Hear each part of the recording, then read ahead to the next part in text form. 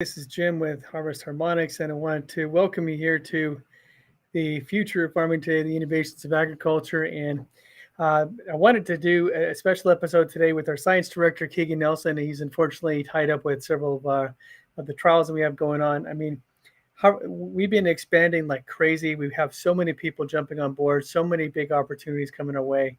I mean, I think we have something like 30 university trials all right now that are on the immediate runway. In other words, we're trying to get these things going. And all the, as you can imagine, with the level of detail that's required for these peer-reviewed studies, it's just it's just a huge task. But we're all putting in overtime trying to get these things going because we understand that the farming community wants to see all this research, and they want to see proof. Because at the end of the day, it's very easy to come on a show like this or come out on social media or send a bunch of emails and promote a product. It's very simple to do that. It's a little more difficult to actually put your money where your mouth is and actually prove that this technology really is the real deal. And that's what we've been engaged in the last 6 years, proving this technology really is the future of farming and that we do have something that's truly innovative. But today I wanted just to talk to you a little bit about how to improve, how to get more efficient. And I think I want to do in the next several weeks just to kind of walk you through some of the different things that we look for when we're dealing with farmers or universities and the kinds of measurements that we take and we have farmers take to really kind of detail the exact effect. Because let's face it, farming is a complicated business, right? It's not just throw a bunch of fertilizer and throw a bunch of water down and throw some seed down and just hope for the best. I mean, if you're farming, hopefully nobody watching the show is farming that way still. But I know, believe me, I talked to some farmers that's really what it is. They throw some seed in the ground and they water it when they can, or they hope for rainfall, and that's where they go. So most people I think watching this show probably are not falling into that category. So I'm not that worried for my audience here. But one of the things I wanted to talk to you about is shelf life tests. Now, this is kind of an interesting thing. And a lot of farmers, especially if you're selling wholesale, you're not necessarily worried too much about the quality of what you're producing, right? In terms of, if you're a corn farmer and you're getting, let's say, $5 a bushel, right? You may not necessarily care if those bushels are super high quality or if the corn is going to, last a certain amount of time. But if you're a strawberry grower, and you're selling to a farmer's market or you're selling direct to consumer or direct to the public, you're very much interested in shelf life. And if you're selling to retailers and you're in a competitive market where the retailer is always trying to get the least cost, trying to get your product for the least cost, and you're trying to obviously sell it for the highest cost, then you have to be able to defend your position of why your fruit or your vegetables is better than your neighbor's fruits and vegetables and why they should pay you a premium price. I talked to an avocado grower who manages 2,000 acres of avocados down in California, and his main point to me was, look, I don't necessarily need to get, an extra 2 or 3 tons of avocados per acre. I'm more interested in the quality. His whole market is the high end quality. In other words, he's not interested in, selling to the Walmarts of the world. He wants to sell to the Costco's or even, the specialty food markets and those kinds of things because he wants to be able to get $1 per avocado instead of 50 cents an avocado, right? He wants to be able to command that price. And part of how he does that is, number one, he's growing organic, so there's a premium there. But number two, he looks at the size, he looks at the protein content, he looks at, the various factors, the quality measurements in terms of the avocados. And obviously there's timing and stuff. So shelf life tests are a really good way for you to gauge the health and the overall quality of the fruits and vegetables you're producing. And it's something that you can talk to your retailers about. In fact, I'm looking here. This is on ResearchGate. So this is just an example of one of the studies done. I believe I'm going to go ahead and give the guy credit here. It's Adelisim Halute. That was his chart here. And this chart is basically a decay chart. And this is designed to measure shelf life. And so what he did here was he said, okay, you have, one data point. So one set of harvest, another set of harvest, and then other sets of harvest here. So in other words, you might have two control crop one, control crop two, and then the series of test crops that they're running with different types of test rates, right? And so what he does is they measure on a decay percentage, and I could actually show you I did see pictures here. I thought I saw some pictures. Maybe it's in a different article, but basically have pictures, and they just take a picture every 3 days. So they kind of measure, okay, out on this crop, how much of this crop is this is on tomatoes, for example, how much this crop is decaying after 6 days. So they start their trial at 6 days. So they go and look at the tomatoes. They put a series of tomatoes on a shelf, and they put a test and a control, and they say, okay, good, at 6 days, and we're going to start measuring this. So they went and looked at the tomatoes after 6 days, and this particular crop, the control crop, had 16% of those tomatoes had started to show signs of decay. In other words, they're showing softness, maybe the skin is starting to look wrinkled, it's starting to show signs of decay, right? Or maybe 16% of the tomatoes on the tomato itself is decayed, right? Versus 36% of this other control. So much big difference there. And then they're showing on this test, I think this particular test they were doing on this trial was some kind of spray that they spray on the tomatoes after they harvest it to keep the insects off, whatever. So they're basically measuring those differentials. So they didn't treat these two, and they treated all these. So after 9 days, they saw a third of this particular crop had already started to decay. After 12 days, 70%, and by day 15, the entire thing was decayed, and then shows like level of decay, right? And so you get shelf life in days is 14.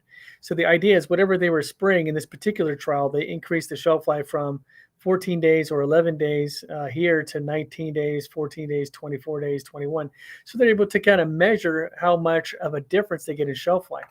Now, just to give you an idea, on the Kiminasi plants, when we did similar types of tests on peppers and grapes and tomatoes and these types of things, we see an average of 10 to 15 day increase in shelf life on the average. So in other words, if you take a bunch of grapes that's been grown with Kiminasi, and a bunch of grapes that were grown in the same manner, same inputs, same variety, same everything else, same farm, just on a section that was not treated, right? So you're going to have Kiminasi and untreated, and the Kiminasi has, 10 to 14 days more shelf life. And we've done this test a number of times, so we know that anywhere between 10 days and 30 days increase in shelf life is what we've seen on our farm. So we do that with the farmer, and we have the farmer do that because we want to show that, hey, it's not just always about yield. Yes, anybody can get yield. Anybody can put a ton of fertilizer, right, on their crops and maybe eke out an extra couple of tons per acre on their crops. But what is the quality of those tons? If the retailer gets these things and half of them rot before, within a few days of them putting them on the retail shelf or in the produce section, they're going to waste a lot of that produce, and they're not going to be real happy with you, especially if this happens continuously, where they're continually getting product from you and it's continually poor quality. Now, I'm assuming most people watching this, that's not a problem. Another area where this is critical, absolutely critical, is if you are exporting your crops. So, for example, we're talking to a lot of people in Africa right now, and most of those guys are actually exporting to the EU. They're exporting to the European Union. They're exporting to the Arab regions. They're exporting to China and India. And in order for that export to go, those crops have to be super high quality, because if they're not, by the time they get on, they get on a ship, they get in a container, they get in a ship, and they ship all the way from wherever they are in Africa all the way around to India or China, that could be a 2 to 3 week travel time. And by the time it clears customs and everything, so by the time it gets to somebody's plate or somebody's home, it may have been 5 or 6 weeks since that product has been harvested. Well, you better make sure that the quality of your produce is really high quality, because if not, the importer who's getting this product is going to do their inspections, and they're not going to actually accept it. So they're going to be calling you up and saying, hey, you promised me 5 tons of grapes. Only 2 tons of these grapes are actually sellable, and so I'm only going to pay you for 2 tons of grapes. So you go from making $500,000 on that shipment to maybe $250,000. That could be your entire year right there.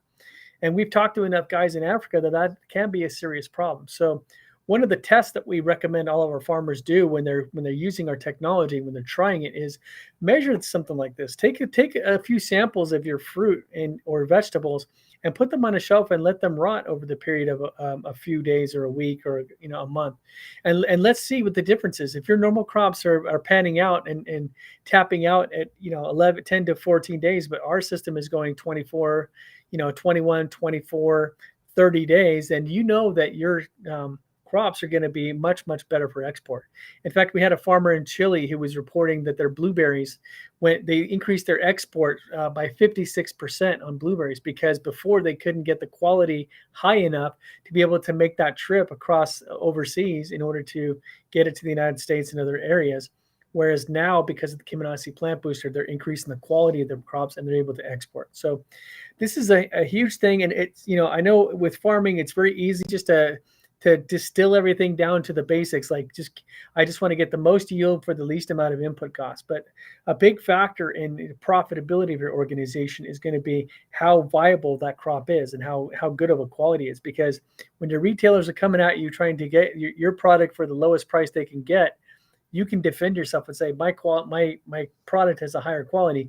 We've done shelf life tests that prove that our produce will last, a week to 2 weeks longer than the competitors, and that's going to allow you to sell more of your produce before it goes bad. So you're going to waste a lot less, and that's going to be worth a lot more, than the cost of than the extra 20 or 30 cents a pound. So that's one element, is you want to be able to get the best price you can for your fruits and vegetables. And the second thing is, if you're exporting, or that fruit or vegetables or grain has to travel any length of time or any distance, then you want to make sure that your product is high enough quality to make that trip, so that the people buying it on the other end are not going to be calling you saying, hey, I want a discount, or I want to only pay you for a portion of this load.